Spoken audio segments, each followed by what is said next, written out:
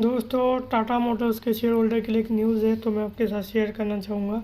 Tata Motors open new registered vehicle scrapping facility near Delhi. The new facility follows the success of the company's four existing RVSV located in Jaipur, Bhubaneswar, Surat, Chandigarh. ये देख सकते हैं।